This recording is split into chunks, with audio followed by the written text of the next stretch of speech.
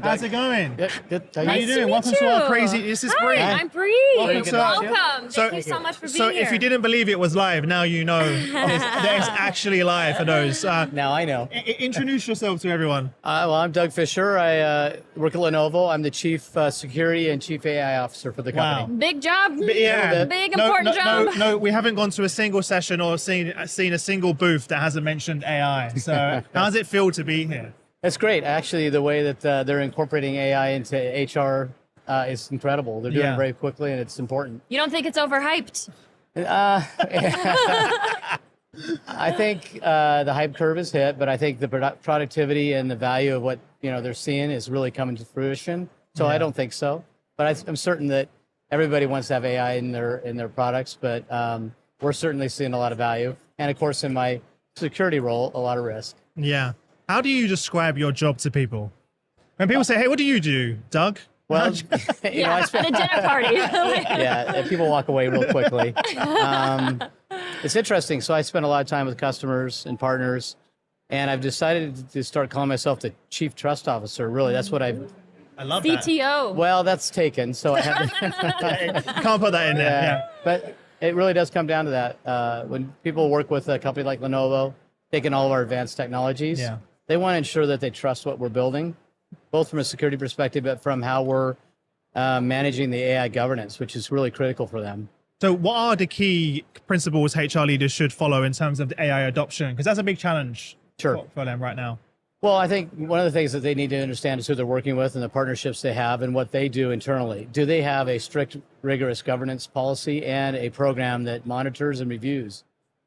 We spoke last year at our big tech conference, and the analyst said we're quite a ways ahead, and a lot of companies need to catch up and have a strong governance program to really look for things that are important, whether it's transparency, the privacy of data, security, or the ethics you need to put into it. They want to understand that there's a process in place to review that before they start ingesting your technology. And on that topic of risk management, how can HR teams balance AI-driven innovation with regulatory compliance and risk management? Small question there. Yeah, Simple question. loaded question. You've actually hit on one of the biggest challenges we have. I think one thing we're dealing with is technology is moving faster than regulations. Yeah. So the reason why we have all this in place, the governance we have in place, is to put those checks and balances in advance of regulations. That said, regulations are coming out very stringent, and so we work in 180 markets, and we abide by all the regulations in every market. And so we have to incorporate that into our process and ingest the new regulations that change quite regularly to ensure that our products and services don't violate any of those regulations. So it's an ongoing challenge that we have to work in conjunction with HR and legal and our technology teams to ensure that we are incorporating the latest regulations that keep coming out. Time-sensitive work, too. Yes. Yeah. What advice would you give to HR leaders about how to best approach and create strong relationships with your team in the business? Because I think that's a challenge that HR is kind of sitting in a silo in many companies. Yeah, we incorporate HR in several ways. One is I think you start with the talent we're trying to bring in. They play a pivotal role in bringing in the right skill set. As we transition our skill set to have more capabilities in these areas, HR plays a pivotal role in ensuring that we have the right pipeline of talent that come in. The talent we do have, we work in conjunction with HR to ensure that we have the right training in place so that they can upskill their capabilities. And then we also work with them on our culture. That's one of the things I'm most passionate about is our culture as a company.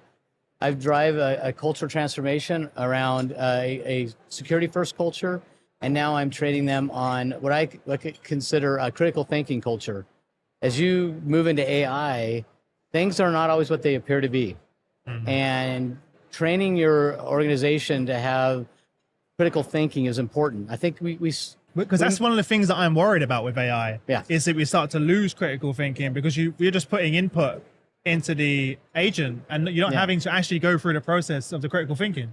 Well, without getting too opinionated about it, I think we have, as a society in general, started to lose critical thinking. I think we tend to look at headlines, snapshots, and you just extrapolate and think that what you just saw is actually true, where you need to dig into the details and go a step further to understand what you're trying to ingest is really accurate. And so I try to ensure that every employee looks at things critically. What And does that look like though, from a tactical point of view? well, Training, what is well, it? Yeah. it's training, but it's also just giving them examples of things that have happened. So what's happened with AI is you always have social engineering of people to try to get access to their environment. Probably good if you could explain to the users what that means, viewers that what that means. Yeah, I think every user has experienced it in different ways. They use the hackers use different mechanisms, either texting or Yeah. phishing emails or vishing emails or deep fakes. There's all sorts of techniques. AI is accelerating it and making it more sophisticated. The sophistication level is incredible. I mean, the accuracy and look, I live in this world and I have to sometimes pause and stare at an email Even for you. a while. Yes, Yeah. because Wow. they're not. You used to be able to look at an email and say, "Oh God, that email's." Well, now they're actually spoofing the actual email. They're putting the exact logos. It's everything was very, very authentic. And so we're trying to train people. If there's something that spidery sense comes about, you should pause. Yeah. Just take a moment. We also have tests. We test people and train them to look for these things. But the other thing I point out is the management team has to embrace this. And what I mean by that is if you're an employee, you're scared to go to your manager and say, did you really want me to do this? Yeah. You just want to be proactive I mean, and look this at that happened with person my and get it team. I'll done. share in a minute. That Yeah. happened to my team. Okay, well, they get recently, excited. yeah. They want to make you happy, Yeah. right? So they go and do that. And if you, as an employee, go to a manager and say, I don't think this looks right. Are you sure? And that manager is punitive for questioning, you're going to get a culture of never being, a critical thinker. So as a manager, you need to reward them and say, no, it's actually accurate, but I want to thank you for taking that extra step to see if it was. If you Yeah, could see you- something, say something. There you But go. But There you go. it was discussed this earlier. It's about creating that psychological safety. Yeah. That you can do that. So I had an example where one of my team members, someone had spoofed my emailed her, asked her to buy X, Y, and Z. It's time sensitive. It needs to be done now. And then and it was like even almost like don't even message me back. Yes, right. Like right. And they got even more advanced where they had cloned my voice. Yes. Wow. Because I have the podcast. Yes. They've got thousands of hours of me, Yeah. and they've had DM'd messages via WhatsApp as me. So you got to be really careful. And luckily we had conversations with the team months before about like if you're unsure, if I haven't told you this directly, Yeah. then just message me, Yeah. right, and ask. And she did, and luckily we saved ourselves a lot of money. Let's just say, Well, and it's getting from more still doing that. it is- it's and that was a cultural thing Right. that she felt safe to say. Are you sure? Yeah, yeah, because you did everything. They did everything right. They created a sense of urgency. It looked authentic. It wasn't probably massive. It was just It was like but yeah. enough of those add up. And so I think that's important to have that environment because it's getting worse and worse. I mean, I think you probably didn't see my talk earlier today, but I actually showed a deep fake of myself speaking in 3 different languages. I don't speak anything but English. And I fooled all my colleagues. I did an entire keynote with deep fake. No way. A cell phone recorded me saying anything I wanted. We gave it a script, which is none of the words I used. Yeah. And it was my likeness of my voice. And nobody recognized it wasn't me giving that whole talk.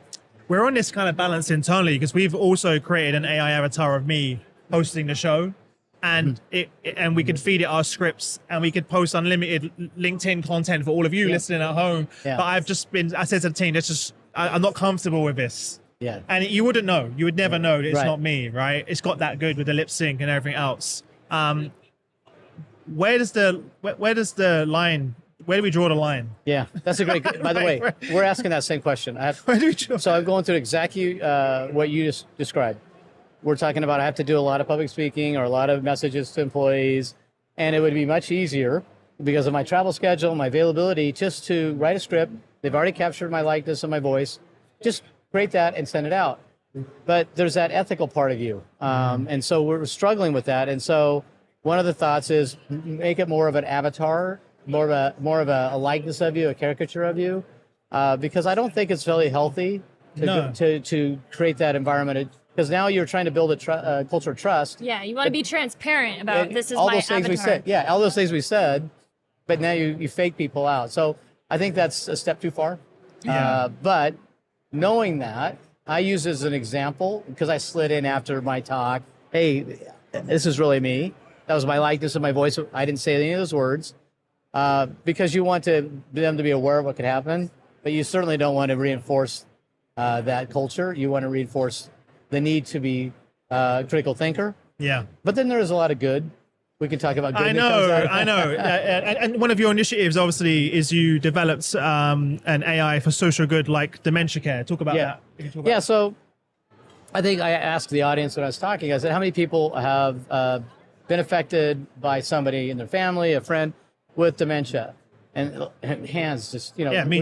I can put my hand up right now. Okay. Aging population, we're living longer. Yeah. And so what we tried to do is create an environment where the talent and skills we have at the company can also apply those to what's passionate to them. And we had somebody that was very passionate about this. It was very close to home. And so we had a focus group with patients and parents and caregivers and tried to understand how technology could help them.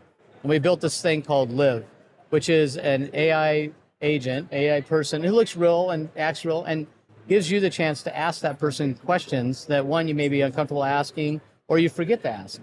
And so it gives somebody to talk to that acts and responds in a human way, because I think it's an uncomfortable, isolating disease. Yeah. And this gives them a chance to have that communication that they want. And it's going to continue to evolve into companionship and things like that, which they need. I love that. I mean, So powerful. Yeah. It was great. Work. Yeah, I had a lot of people come up to me after this and say that really touched me because this affects my life. My co-founder Shane, who's listening right now, we've been taking care of his granddad, who unfortunately recently passed away, but had dementia, and it was tough, right? Because we would turn up to the house, and sometimes he didn't know who we were, right, and or in mid-conversation, and they would feel, he would feel embarrassed. Yes. But like having something like that as a companion, as a someone to talk to, right, as well. I never really thought about it from that perspective. And hopefully it can start learning who you are, learning about you, and so that it knows how to probably get ask questions. Right. Yeah. Right. But listen, I know we've got to let you go. Anything else? We have one question Go for we it. wanted to ask. So, like, obviously, there's all this emerging technology, but what would you say is the biggest mindset shift leaders need to make in order to ensure that AI aligns with company values and actually truly benefits employees? Yeah, I think there was, you mentioned the hype curve. I think there was a lot of desire for AI to solve every problem, and it's going to be perfect right out of the chute. And there's probably a little bit too much trust at the beginning. And I think the leaders need to understand that there is so much value and so many things you can bring with AI, and we're doing that. At the same time, I think they need to have a mindset of, are we doing the right things? Are we doing the right checks and balances? Because it takes a lifetime to earn trust. It takes a second to destroy it. We always say trust has a half-life. And so I think they need to understand that what they are driving for good, they also need to ensure that there's nothing that they unanticipated consequences of what they try to deploy. Yeah. And so I think it's that critical thinking, that mindset that we need to be responsible. That's why we call it the Responsible AI Committee, because we're responsible. Oh, that's the name of your committee? Yes, it is. It's in the name. Great. It's in the name. Great title. If it wasn't clear, put it in the name. That's right. I'm in high tech. We don't have a fancy marketing names. Parting piece of advice for all the HR leaders listening? I think embrace it, learn it, and then partner with your legal and technical teams to ensure that as a triad that you're doing the right thing for the company. Amazing. Doug, appreciate you coming on. Thank you so Doug much. Fisher, everybody. Have enjoyed the rest of your day. Thanks so much. Thank you so much.